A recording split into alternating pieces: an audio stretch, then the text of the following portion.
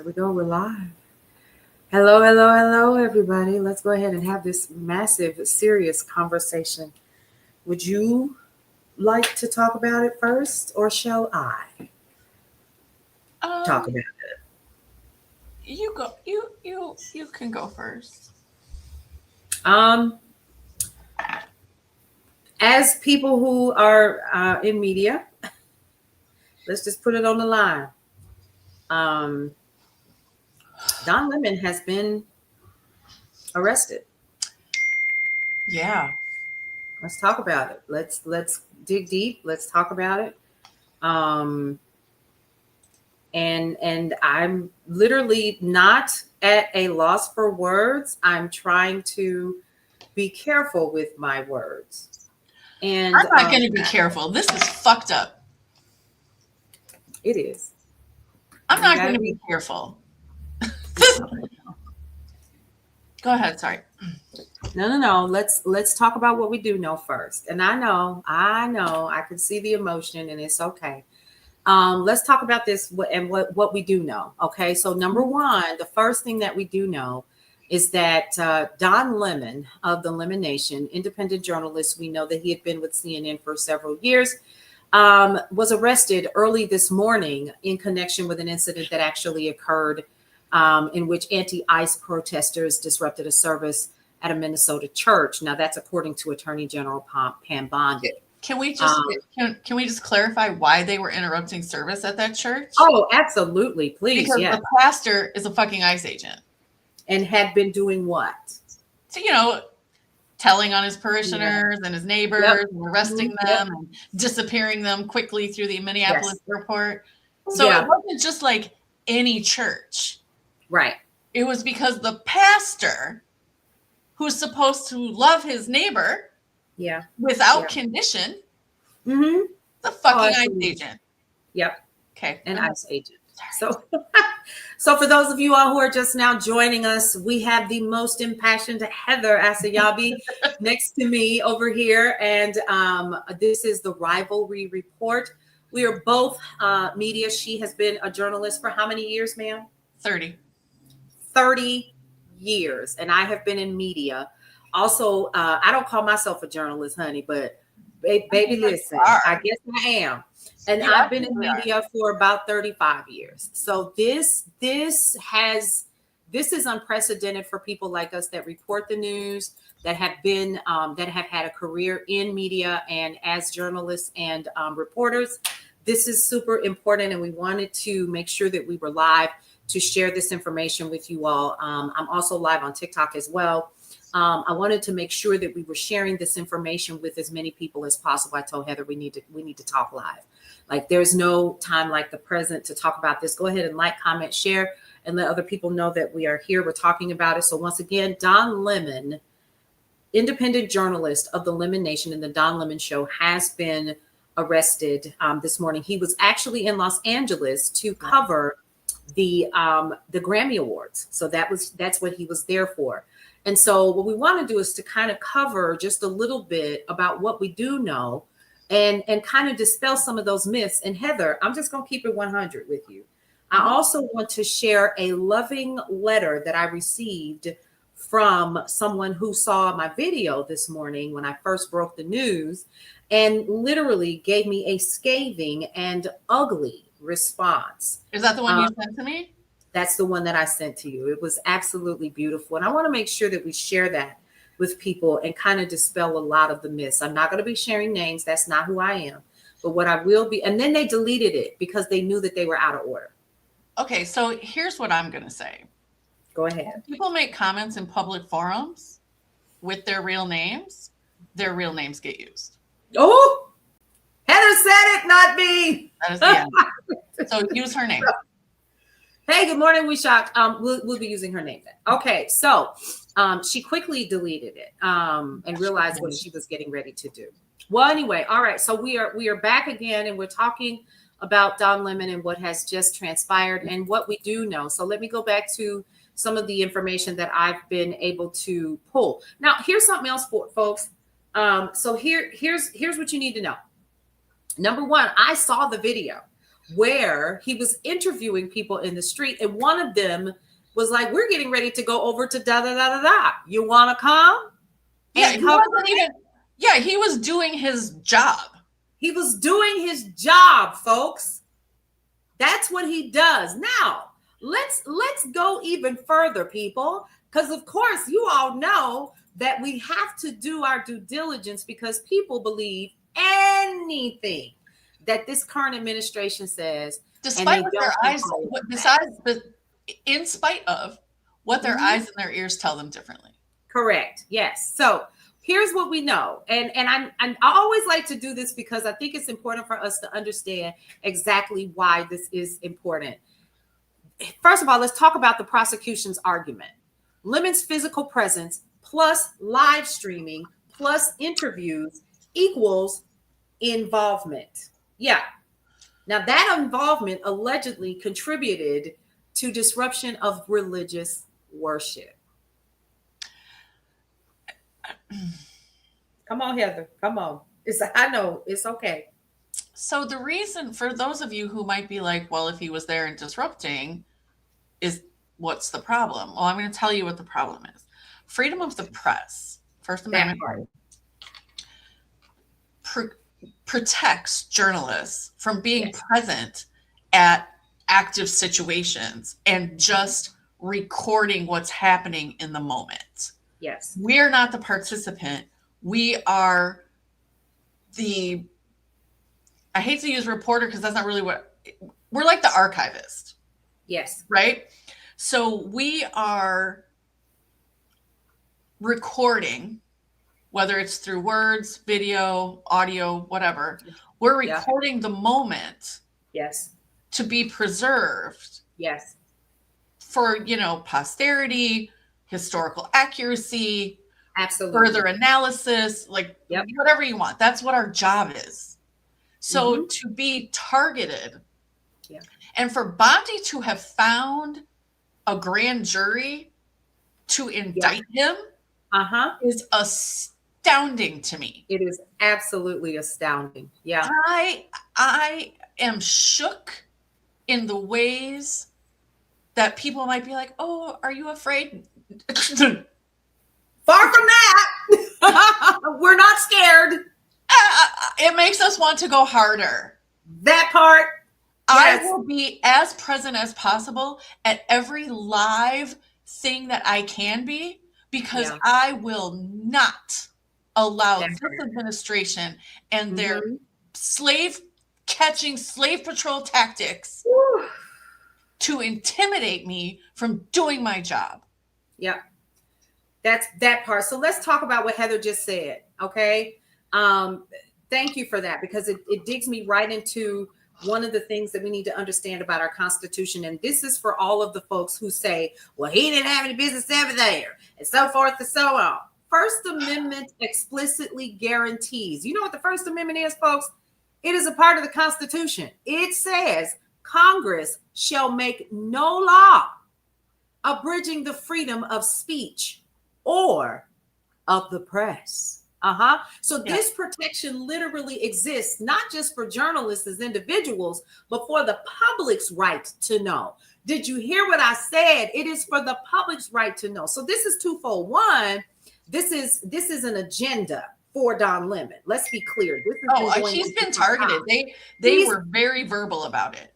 Absolutely. So they were looking for a quote unquote slip up. The second thing is that we need you guys to understand that they have already proven that they want to create the narrative, right? So we're talking about Renee Good. We're talking about Keith Porter. We're talking about the young man, Pretty, that just lost his life. And so when we're talking about this, we're also talking about the fact that these people are literally rewriting what our eyeballs already saw, and they want us to believe what they say. And if you say it long enough, you'll believe it. Well, and so here's the context. Go ahead. You and I have talked about this before. Yep, we have. Not so much that they're lying and they expect us to believe their lies. They're lying so much that it gets us to believe that everyone else is lying. Right. That part. That's the crux of it, right? that's the overall goal. They don't want us to believe what we see, believe what we hear, believe what our neighbor tells us. Yep. You know, they don't what want we us to saw, what believe we any of that. witnessed. Right. You know, And they so want they know they're lying. They know they're fucking lying. Oh They my know God. they're lying. They know it. And but it's all part of the 2025 playbook to disrupt our community and our ability to trust one another, so that we will end up telling on each other, right? That's what they want. And what's happening in Minneapolis is proving them wrong. Right.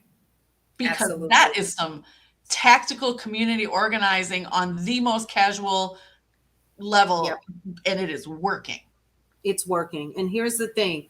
The Supreme Court has repeatedly ruled, listen up close, folks, news gathering is protected activity. Okay. He repeatedly said that he was reporting on what was happening. Recording does matter because it's a public concern, folks, and it's protected speech. Journalism does not lose constitutional protection because it occurs in controversial, chaotic, or disruptive environments. These people the church is not like the church is sanctuary for certain things. Like, well, I mean, it used to be, but not like anymore. You'll be able to run into church and be like, "This is sanctuary. You can't come get me here." And that's been blown out of the water, right? Which I'm not. Okay, that's a whole nother topic. But it is not. It is not a protected location from freedom of the press. It's not freedom for the press. You know, it's just not. Yeah. And so here's where I have my concern, because this is done on purpose and it's done so blatantly loud because they're trying to scare the rest of us who are doing journalistic work. It's to shut us up. Ever like met a journalist, like a real No, clearly they haven't. A single journalist who's going to be like, "Ooh, I can't go there. I can't do that." They're all going to be like, "Let me grow." Absolutely. You know what's interesting is somebody on TikTok just said they don't seem to care when the churches get shot up. Oh, thank you. You can't find anybody then. You can't find a judge, like the old folks say. You can't find a judge then. But all of a sudden, you have a grand jury that has signed off on this man being picked up. And what they don't understand is that here's the slippery slope. I gotta bring this in because, of course, you know I took notes. Church protests, journalist arrests. Immigration raids, journalist arrests. Police operation, journalist arrests. Labor strikes, journalist arrests. That's because the issue is that journalists are the storytellers. They're the historians in real time. Yes. We saw what happened in Gaza. We saw it. Our journalistic brothers and sisters literally losing it. And we're not even going to talk about how they're literally permanently banning some people's complete accounts on social media, not realizing that they're everywhere. So if you shut them up over here, they just gonna keep right on talking over there. But I think this is so unprecedented that this current administration would take out so much time, so much energy to go. Money. These things don't cost anything. Right. They cost us money. Us. I said not the government. Us. It's our money. It's our money. Yes, absolutely. And the unfortunate part about all of this is that, number one, it's fortunate and unfortunate, because now what they're trying to do is make a quote unquote example out of this guy. Right. And so his attorney has literally said what, and I'm going to go ahead and pull that up as well. His attorney said that last week that the magistrate judge rejected charges against Lemon. That's number one. And a source told ABC News that Bondi last week was literally enraged at the magistrate judge's decision to not charge the journalist. Now, two other people in connection with this particular event were also arrested. But Lemon again was taken into custody. For those of you all who are just now joining, this is the Rivalry Report with myself and my dear loving co-host, passionate co-host, Heather Asanyabi. Go ahead with your side of this take, because I need to calm down. Okay, so the reason why Paulette and I are super fired up about this is, number one, we're both independent journalists. I'm also a journalist with an organization. I've been a journalist for 30 years. I have never seen the government go after a journalist in this way. And this is why it's really kind of important. So the First Amendment, pardon me? Oh, nothing. That's TikTok. Oh, I was like, what is that noise? Okay, sorry. Anyway, so the First Amendment does protect the press, right? And courts have historically supported that. Now, there have been carve-outs, right? So if like journalists are involved in inciting an incident, violence or whatever, if they're providing material support or they have direct interference. So like, let's say Paulette and I are at an ICE protest, right? And we get in the, we put ourselves between a protester and an ICE agent. Right. That's kind of a gray line right there, right? But overall, in this particular case, what Don Lemon was doing was simply observing and recording. Yes, he was. He wasn't storming up to the altar and interrupting service. He wasn't, you know, getting in people's faces. He wasn't doing any of that. And so how this particular line gets drawn right now is going to matter more for independent journalists, photojournalists, live streamers, you know, for covering protests, demonstrations, and any civil unrest. Because as we've seen, even members of corporate media who have their big old vests on that say media in bright yellow letters are bright yellow letters. You can't miss that. It says media, right? It's not those Timu vests that the agents are wearing. But so when members of corporate media are being, you know, shoved to the ground and their cameras taken and, you know, whatever ripped out of their hands, what do you think that's going to do to those of us who are independent and we're there to provide coverage on in the moment, real time situations, right? That's going to strip every protection away. Absolutely, yes. It will strip every protection away. Everything. And another, and Don Lemon, while he is now an independent journalist, you know, he was with CNN, but he remains high profile. High profile, absolutely, yes. He is high profile with a national audience, right? Yes.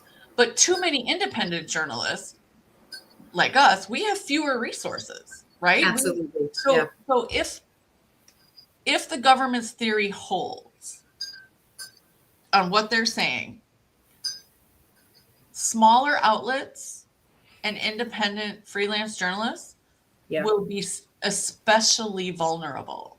Absolutely, yes. To similar prosecutions. And that should strike an icicle dagger of fear into the heart of everyone. It really should.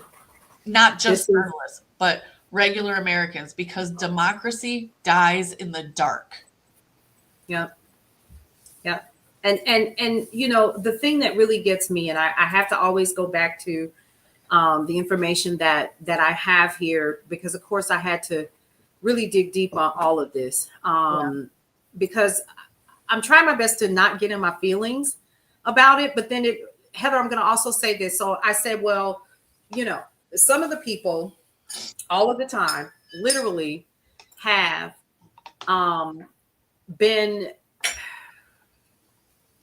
sorry, slightly distracted. Hang on just a second. Let me pull this up. I love 80s. All right, so actually, hold on. Donna Best Buff. Let's go there. Yeah, I just called out her name. Actually, he wasn't just covering the people who walked into the church. She was part of the group who walked into the church. Not only did he just walked into the church in record. I don't understand what she's talking about. I'm reading it verbatim. Okay, read it verbatim. Just read it. Actually, he wasn't just covering the people who walked into the church. She was part of the group who walked into the church. Not only did he just walked into the church in record.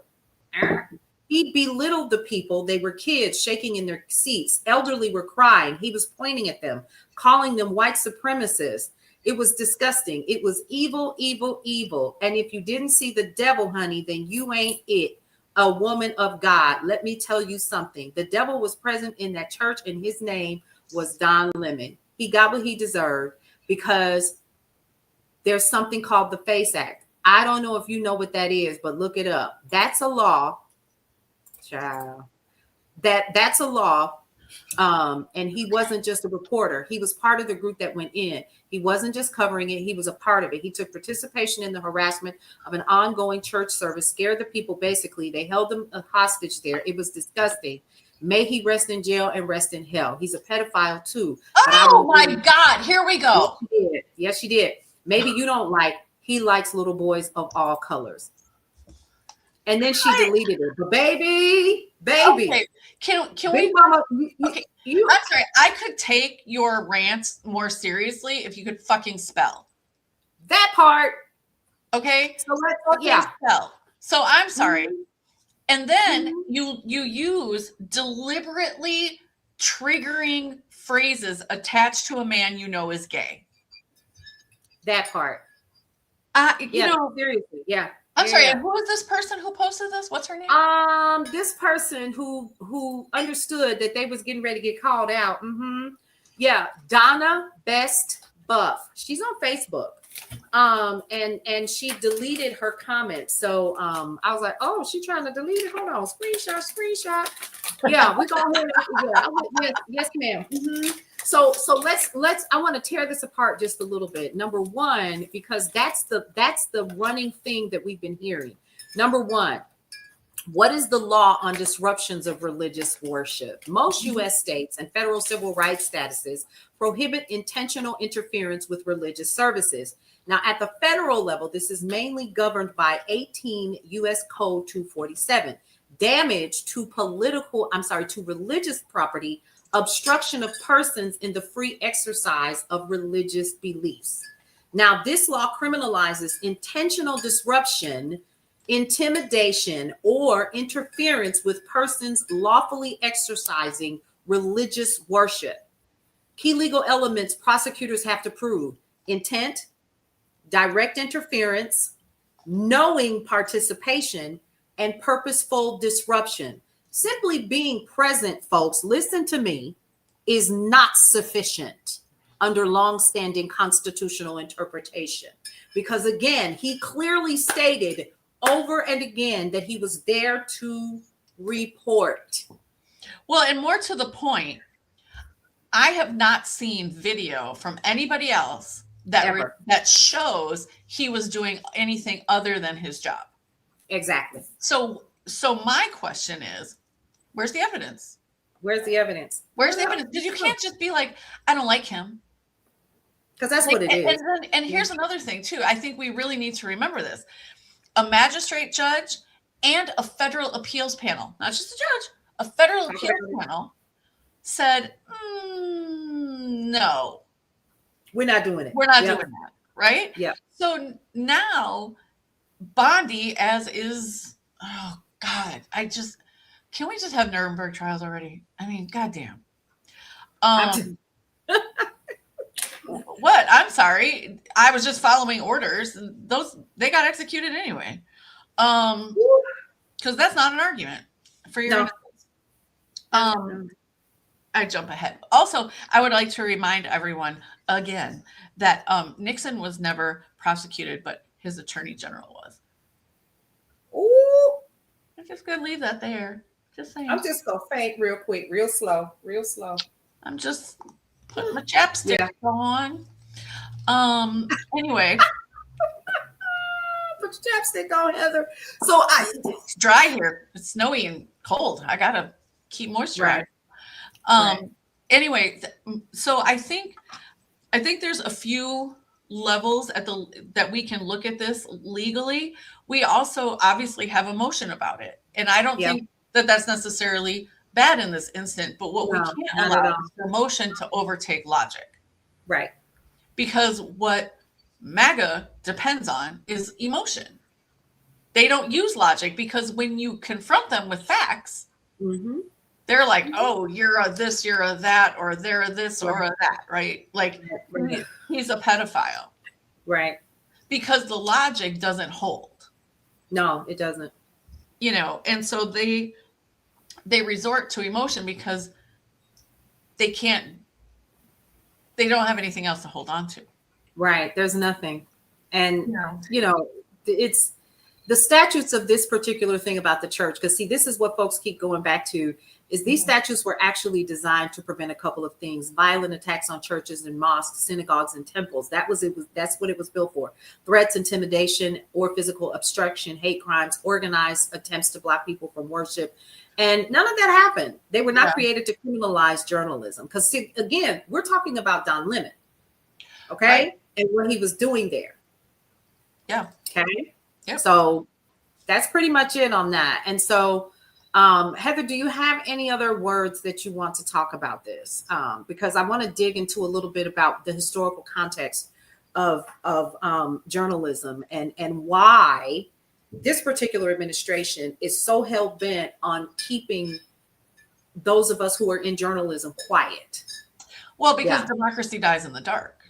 That part. So what journalists do, so we actually had this conversation last night at an event. We did. One of our reporters with Racine County Eye published a story about test scores in the district, and that Black students in particular scored 0 on college readiness exams. Mm-hmm. And his story's getting a lot of traction. And he's like, how do people not know this? Like, it's been like this for a few years. And I'm like, here's why. We didn't have the bandwidth to cover the school district. And the dying legacy media also is not at the school board meetings like he is. No. So when you have someone who is the spotlight, all of a sudden that dark corner becomes illuminated. And that's what journalists do. Yeah. Is we seek the dark corners and we shine the light. Yeah. That's our whole job. Yeah. Is to make sure that you, as a reader, a watcher, a listener, that you have the information you need to make the best decisions that you can make. That part. About your vote, your route to fucking work in the morning. Like, exactly. What is the weather cooperative? Is whatever, right? Like, that's our whole job. And so what we've done is we've switched to a solutions-based journalism model. So it's not enough to say, oh, Black students scored 0 on college readiness. Now it's about how can we, because we're a member of the community, how can we participate in either changing that criteria? Because why is every student taking a college readiness exam if they are not going to go to college? Maybe they're going into the military or into a trade. Right. Like, those are different sets of critical thinking and deductive reasoning skills, right? Yeah. Like, into that. Right. But how can we be part of the solution so that our students are succeeding no matter what racial or socioeconomic group they fall into? There you go. Right. And so that's why, and also I really want to stress, I don't know how to say this any more plainly. Democracy is not a spectator sport. It is not. You cannot sit on the sidelines and not participate. You can't. And Absolutely then have something to say about how things are now all of a sudden affecting you and or the people that you love. Right? That's not acceptable. And the best way for you to participate in democracy is to start at your local level, your school board, your village board, your city common council, your county board, right? And I'm not saying you have to run for office, although that would be terrific. Yeah. What I'm saying is that you have to pay attention. Most meetings are streamed online. So even if you can't be present, you can participate. Correct. Also, you got to support journalism with real dollars. Yes, you do. Because the number of disinformation and misinformation sites. I think the last time Paulette and I talked about this, it was like 5-1. And it's gone up now. It's probably like 10-1, probably now. I haven't looked, but I'll look it up when Paulette's talking. And the reason why that's so significant is because anybody can set up a mis or disinformation site and just set it, it's a set it and forget it, right? All this news just keeps coming from disreputable, reputable, it doesn't matter, but nothing is vetted. Nothing is vetted, nothing's confirmed, no sources are checked, none of that. Whereas on real journalism side, you have real people going to meetings, asking questions, making phone calls, making return phone calls, making repeat phone calls. I published a story yesterday. It took me 4 days to write that story because I had to call multiple people.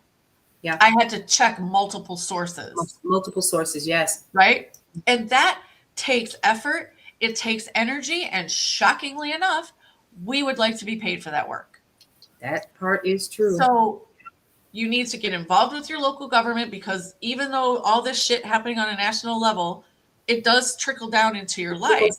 It does. But the trickle down is much slower than the decisions made on the ground in your community. Those have more of a direct effect on your daily life than anything else. Absolutely, yes. That's all. Absolutely.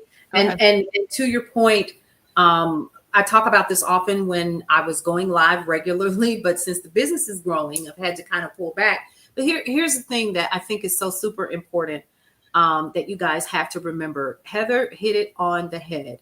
Democracy is not a spectator sport, and we cannot continue to allow this to happen. Now, there are those of you who literally are enjoying every single moment of this. But what you don't understand is that ultimately, when all of this dust settles, the fuck around and find out, we're first of all, those of us who didn't vote for this shit, we're finding out with you. See, that's the other thing that a lot of people don't understand, right? But then also, I mean, it's true. Like, we're sitting here, we're like, well, what the fuck? And then it's what the fuck? Honey, I feel like an owl. My head is constantly on a damn swivel. I feel like we're watching tennis. We're like, whoop, whoop, whoop. It's like, what are we doing? And so, it's unfortunately, it's time for each one of us, in the ways that we know how, with what we have, with our talents, our skills, our money, our resources, our communities, our networks, our neighbors and neighborhoods. We have to learn how to get in the game. And it does start, number one, at your local level. But then also, y'all vote. Period. They are on their way to do everything that they can to scare you into not voting. They are trying their best to terrorize us by making people the example and plopping it in the news the way that they are, even though his attorney, Don Lemon's attorney, was the one who kind of announced it, right? And you know that they're going to fight this tooth and nail, and we already know what's going to happen, because just like this, there are other people. Joy Reid's already talking about it. Aaron Parnas is talking about it. We have Jolly Good Ginger. I know he's going to be talking about it, and we're part of that community. And this won't be the last time. You have to get involved. You have to remain involved, and you have to speak up to the atrocities that we're currently seeing across this country that are blatant. This is absolute. Well, and here's another thing too. I would just like to talk to the white people. Come here. Come closer. I'm going to hold your hand when I say this. Okay. Let's see. I'm going to move to the back. We're holding hands. I'm going to say this. You can't only care when it happens to the right kind of white people. Okay.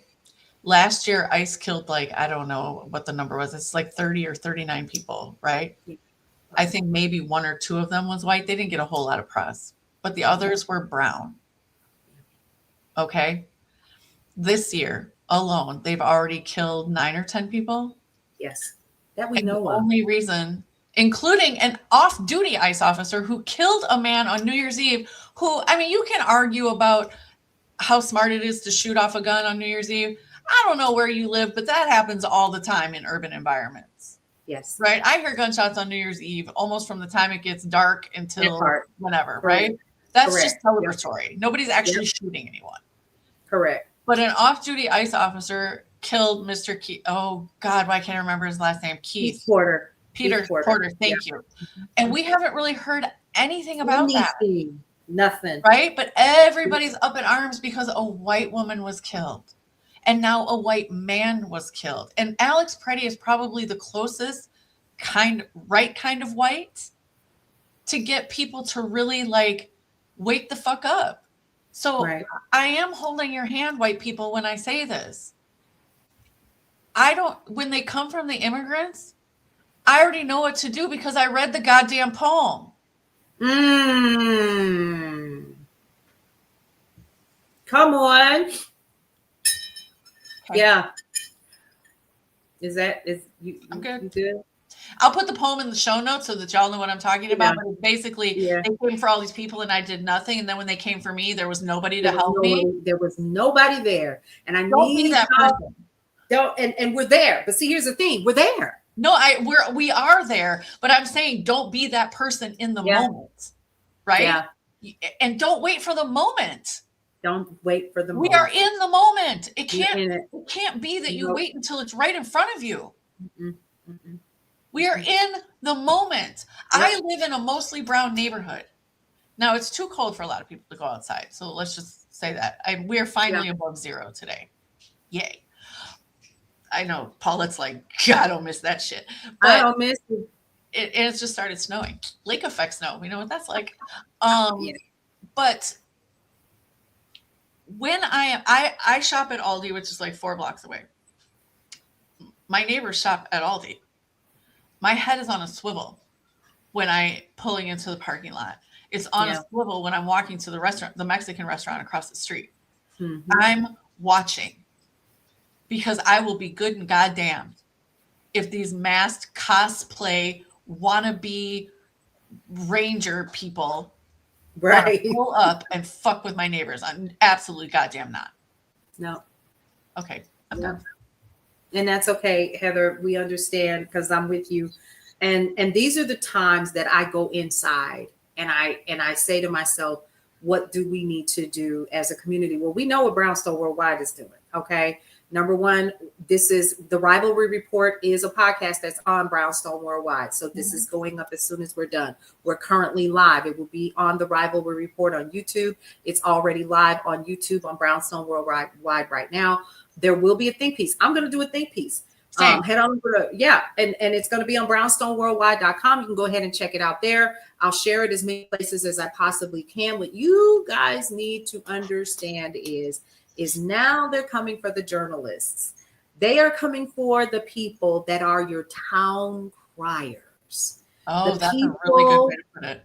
That is a problem. And if you all do not see that, and again, to your point, Heather, a high profile town crier that was very, very vocal in his last year or so being at CNN, he was like, all right, nope, that's not what we're going to do. And eventually it took him to where he is now. I need you all to understand, there are those of us who were built just for a time such as this. And the question that you need to ask yourself as an individual, whether you're in journalism, media, or whatever, is what time were you built for?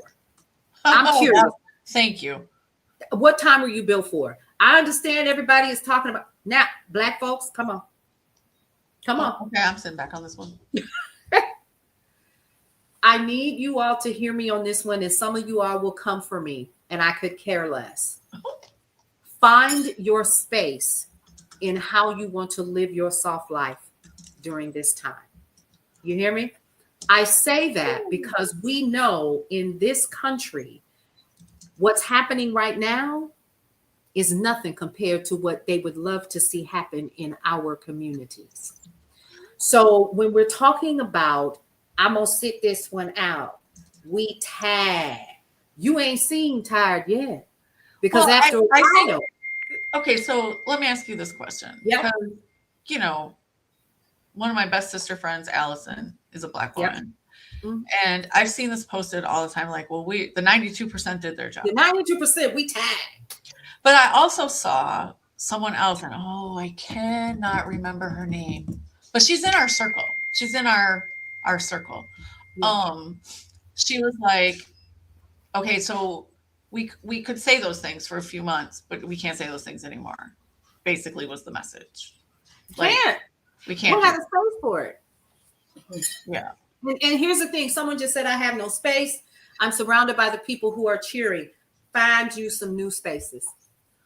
Yeah. Yep. You got to find you some new people. Once people show you who you are, who they are, it's time to move around. And absolutely, I understand. Washington Stand Up. I'm doing the same thing for Blue Hair Vixen. I just want you all to understand, Black folks. You have to understand what you're watching. If they doing it to white folks in our face with video, baby, and we've been here before. George Floyd. Let's talk about Sonia Massey. Let's talk about all of the people. Breonna Taylor. Breonna Taylor. All of these people. Philando Castile from the same neighborhood. And let me tell you, yes, for Tyrese West here in Racine. The documentary about his death is being screened. Are you ready for this? I've seen the film twice. Mm-hmm. It is being screened by the Milwaukee Police and Fire Commission next week. Why? They want a deeper discussion. Okay. Well, then they need to be ready to have that fucking discussion. I'm going to be there. I've seen the film twice. Am I going to go? Absolutely. Okay, good. Thank you. Have you met me? Right. Keith Porter, where's the noise? His mother is begging for help. She's literally in California begging for help, and we haven't heard enough. They just buried him. His family, his father actually follows Brownstone Worldwide, and I saw the video of his body being placed in the mausoleum. Oh my God. And his family there, and it's heart. Oh my God. His daughter made a video on TikTok. His daughter made a video. Viral with millions of views. Listen, this man worked hard. He had daughters. He had a 20-year-old and a 10-year-old daughter. Yeah. The 20-year-old's in a point in her life where her dad is really going to make a difference. And her 10-year-old daughter, or his 10-year-old daughter, is at a point in her life where her ability to form relationships with men was being formed largely right now in her life with her relationship with her dad. By all accounts, Keith Porter was an amazing human being. He just happened to have a gun shooting it off on New Year's Eve. Yep. I don't understand why. Well, I do. I'm not going to act like I'm naive. He's a Black man in America, so why fucking pay attention? Yeah, and that's it. And that is why, to my point, we have to find our ways to protect our peace and understand. Yeah. Number one, this is just a different, where we currently are in my brain. I'm thinking about the civil rights movement. Would you give your seat up? Would you sit still? You said, because I've been in those conversations about what you said that you wouldn't do if it were you, if you were living during that time. Well, baby, it's that time. Okay. That's all it's time. It's like, it's right here. It's in your face.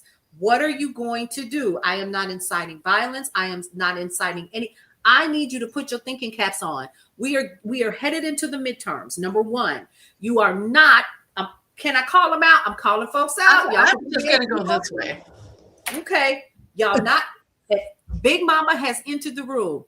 Y'all not involved in your communities, and you are the biggest jokers to complain. I'm talking to everybody now. You're the biggest jokers to complain. You don't know what your board of commissioners are doing. You don't go to city council meetings, yet you are the biggest ones to complain about what they're doing with your tax dollars. You don't even know what house bills are happening in your freaking state per state. Do you? You haven't looked at congress.gov and I don't know how long, if ever. You don't know what the Constitution says, at least for the first 5 amendments. You couldn't tell me. That's a problem. But this goes back. That's just not about Black folks, though. It's everybody. That's why I said I'm talking to everybody. Okay, yeah, because here's the thing. And it goes back to what Paulette and I discussed during our first episode. Yes, our first episode. Yep. Civil illiteracy in this country is at an all-time high. 66% of Americans across color and socioeconomic lines cannot say how many Supreme Court justices we have or name the 3 branches of government. Mm-mm. I'm sorry. What? And a full quarter, it may be a third, I forget what the new number is, because they've updated it, are functionally illiterate. Adults in this country can't fucking read. Yep. So if you can't read, you can't digest the information. I'm sorry, audiobooks aren't going to do it. You got to actually read. You got to read it and comprehend it. It's more than just reading it. Yeah, you got to comprehend what the hell you read. What is it? Yeah. So how do you know the? I'm sorry. No, I heard Walter make a noise, and I was like, sorry. Go ahead. It's okay. It's okay. So civics 101 for adults should be a thing, and it's all. I'm saying this to everybody now, not just the Black folks, but I'm just telling you because I'm just gonna slightly put my business out there. I see the local government here and the hard work that they put in, right? And at the same token, I read on my county government social media page how people are literally furious about stuff that they don't even know or understand how it works. You don't show up for your school superintendent meetings. You don't know what's going on. You don't know why things are happening on. You don't even know what the budget is, but you know what? That information is readily available to all of y'all. And honestly, I absolutely agree. Because even anecdotally, if you're not looking at the budget, you can see what gets funded and what doesn't get funded, right? Yep. So I get that, because if you really want to know what a community, a region, or a state, or as a country values, you look at the budget. How much is going to education? How much is going to mental health? How are people being supported in healthcare?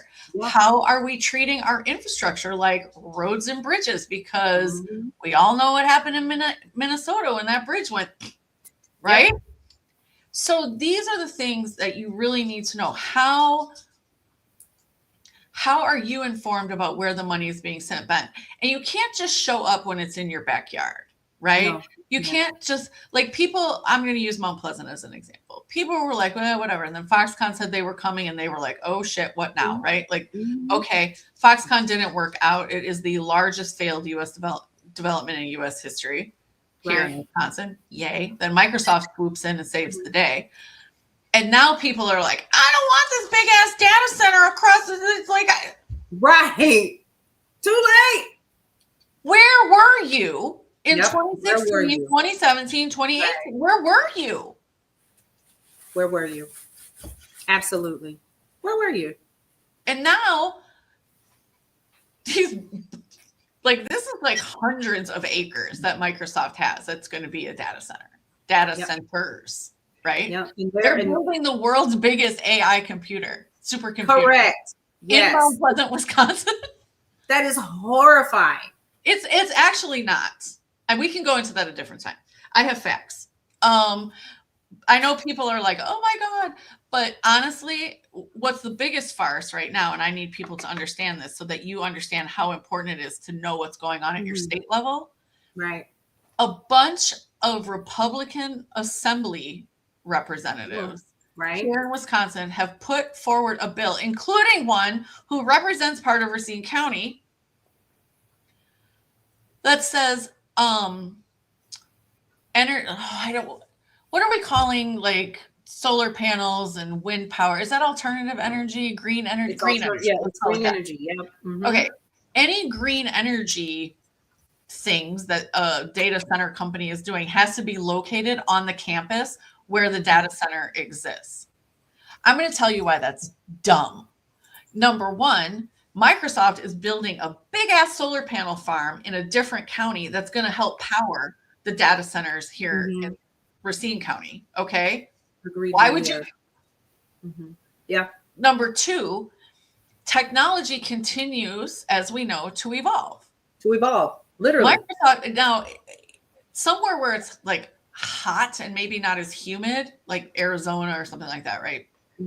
This type of technology might not work there. But here, if the temperature is higher than 85, that's when they're going to need more, like, water to cool. Yeah.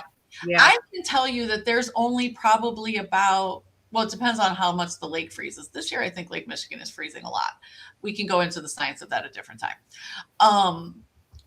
Here in Southeast Wisconsin, the temperature is above 85 for maybe 60 days a year. Maybe. Mm-hmm. Okay. We have a high ass humidity though. So they have some technology that pulls the moisture in from the air to cool the systems, which leaves Lake Michigan alone. Either way, Microsoft is trying hard to be a transparently good neighbor about all of this. And I'm in contact with their spokesperson all the time about, I need to know, I need a source where I can measure what you're saying is true. That's where journalism comes in. That's where journalism comes in, folks. And without that information, these companies, your government, the people that you voted in and trusted with your tax dollars, that's paying their bills so they can live fat while you are trying to figure out how A and B gonna equal C and they just waving at each other. You have trusted these people with your tax dollars and your vote to do their job. And now they're telling you to your face by taking away the last portion. That's what they're trying to do. This final wall of people that are going to keep things transparent and open to you. They're trying to show you that we can control them too. We're going to make him bend the knee. Because let's talk about mainstream media. Let's talk about that just for a moment and where we currently are. Sellouts. Sorry. Well, they are. They're complete sellouts. Let's just call it what it is. And here's the thing. I support journalism in a variety of ways with my money, right? Yeah. So I'm paid to be a journalist and I'm supporting other journalists. I subscribe to the Milwaukee Journal Sentinel. I don't have a lot of time to actually read it, but I do it because our local journalists are doing the same important work that we're doing down in Racine County. Number two, I was subscribing to Time Magazine. I canceled my subscription, not because I don't want to support them, the journalists themselves. Do you know why I canceled my subscription? Why? Because they bent the knee. They bent the knee. Sounds like what happened when Hulu and Disney did what they did. Which is why I canceled my subscription to Paramount Plus. I canceled my Hulu, Disney Plus, and ESPN Plus subscriptions. I canceled them. I'm not supporting that. I am not supporting that. I know I also canceled my TikTok account. Now people might be like, I don't know why, this doesn't matter. They keep all your stuff anyway. Yeah, you know what? You're right. They do. But there are a couple of things that seemed a bridge too far. And Paulette knows I struggled with the cancel of TikTok because I love TikTok. I'm entertained. I learn things. I share 5011 videos with Paulette every day. Right. That's okay. That's okay. It's all good. Some fun, some not. I struggled with it, but there were a couple of things that were just a bridge too far. The censorship is one.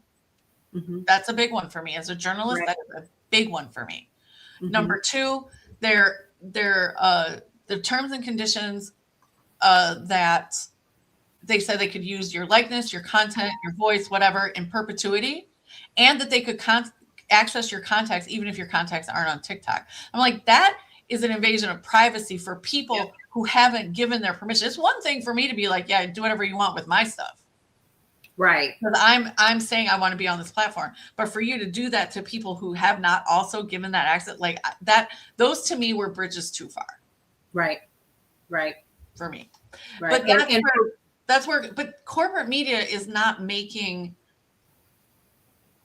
I feel like they're not doing that, like weighing of the things, right? Time Magazine published a picture of Trump that was taken from like this angle where it looked like he had which he does. Yeah, I was going to use a bad word. But the little giblets. Huh? The little giblet. That's not the word I was going to use. I know. Because I know what it looked like to me too. Right? Yeah.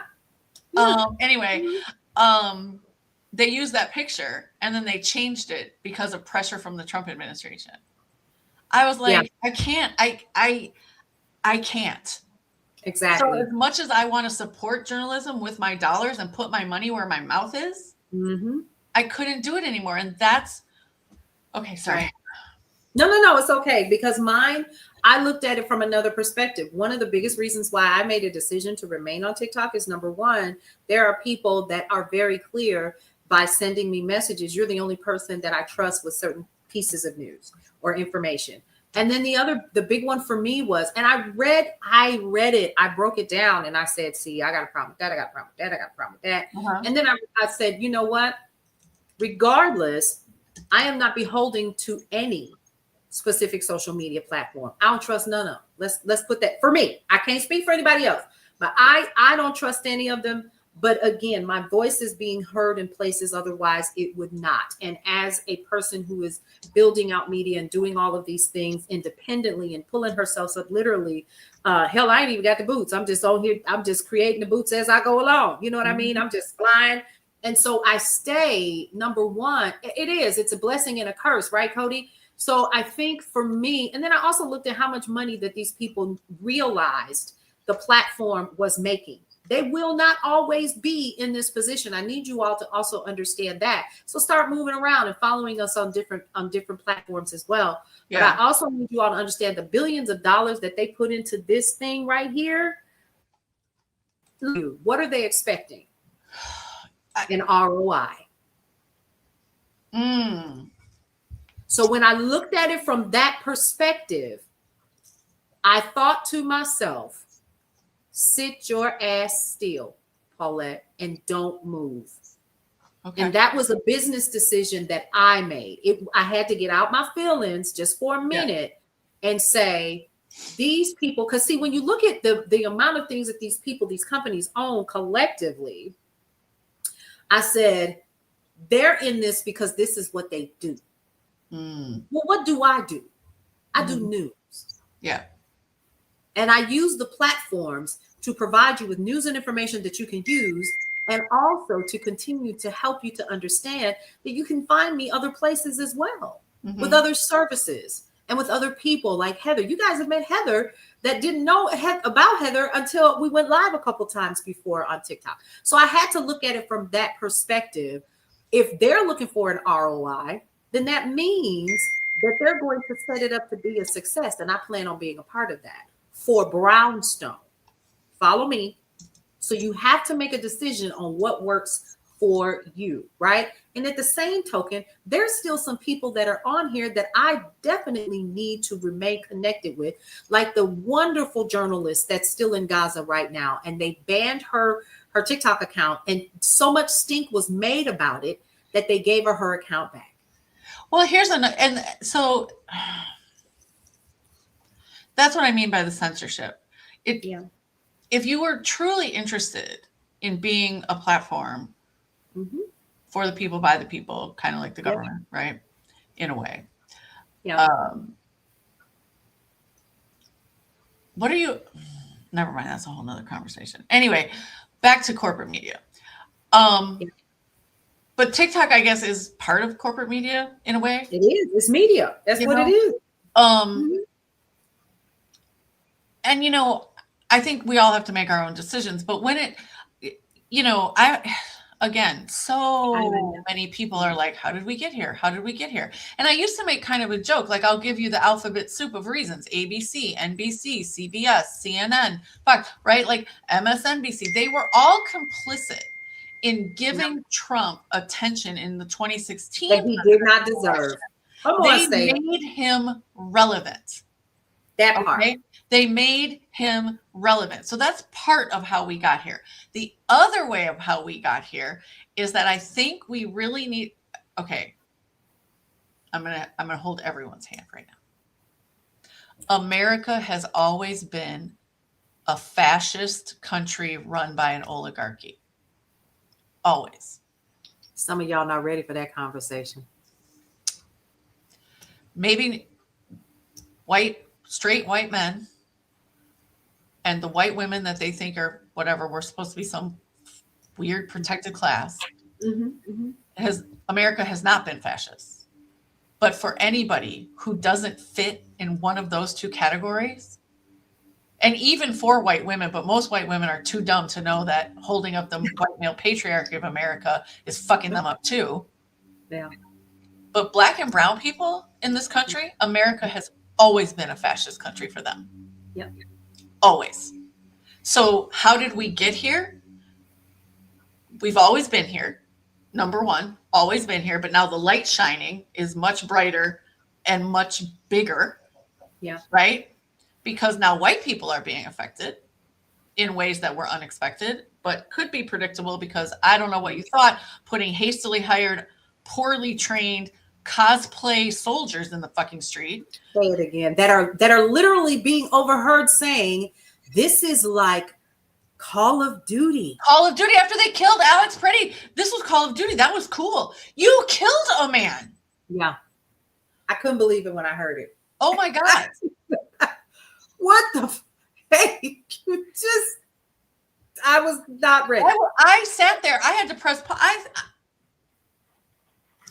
what? That's what, yeah. So all of what's happening now was actually quite predictable. But the way that it has come about potentially was not predictable, but probably should have been as soon as Trump was given the relevance that the corporate media gave him back in 2015. Right? Had he been dismissed as unserious, we might not be in this situation now. We might have let the illusion continue for a few more years. And maybe this is the wake-up call that we all needed.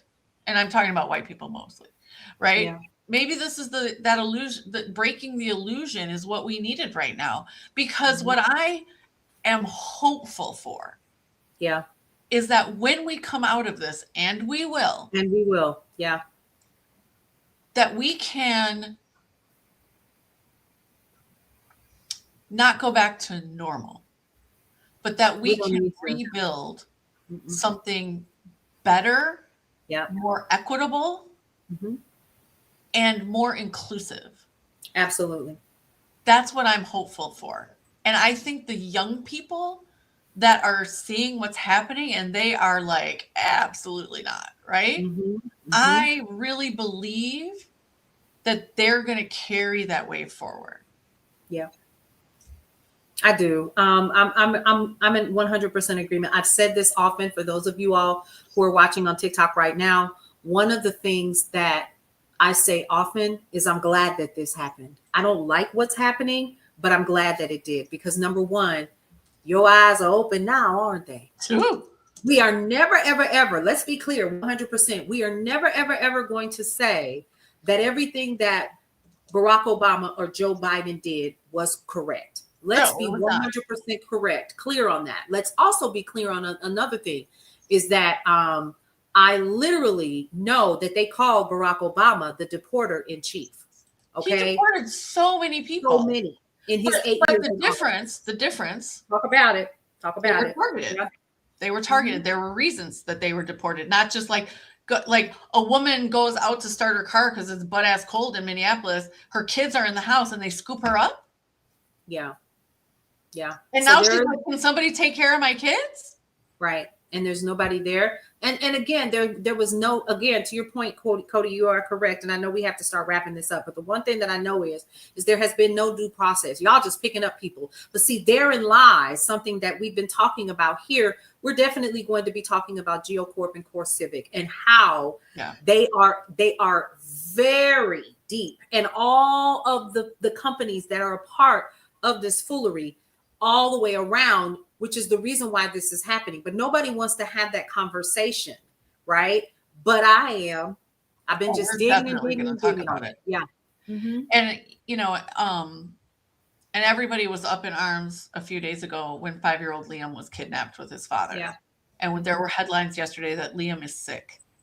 Yeah. Because he's being held in a detention center that doesn't have proper plumbing. Food. There's no ventilation. They're not getting fed properly. They're not. I mean, he's 5. And he's not the only little one there either. He's not the only one.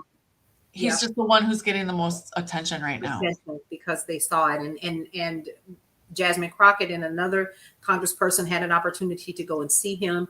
And they're trying to play cleanup with it. But at the same token, this exact same facility had women and children in a large courtyard area of this concentration camp, because y'all, that's what it is, screaming and yelling, they need help. Help us, help us, help us. And they have been on lockdown ever since. Yeah, because they had the temerity to ask for help. To ask for help.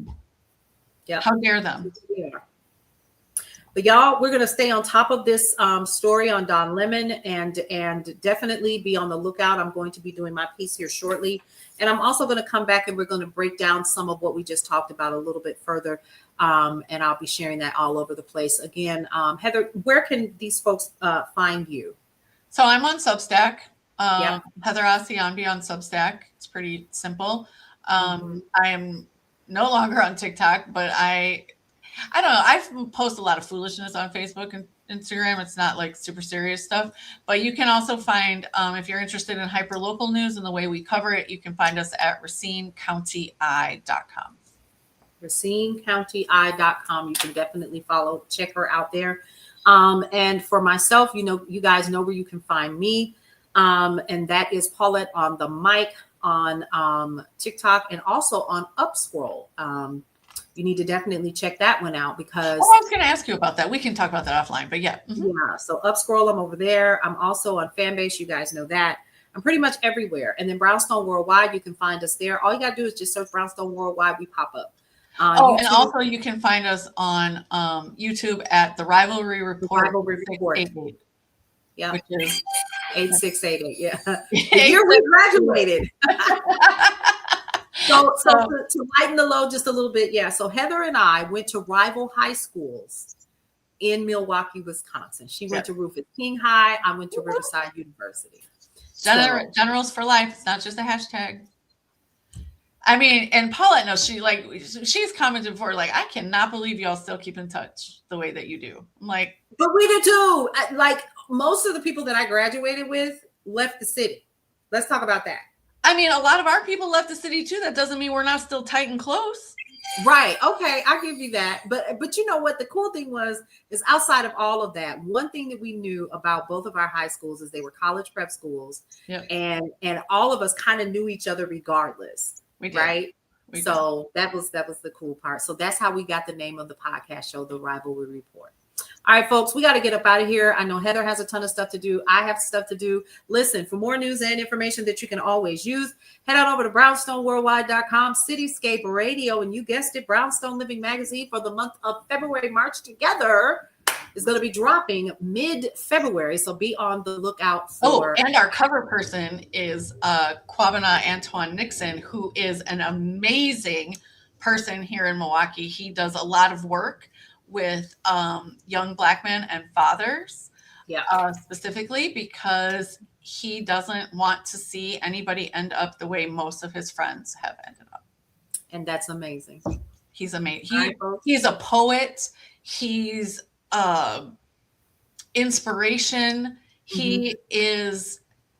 His programs really are love. They're love. They're love in action.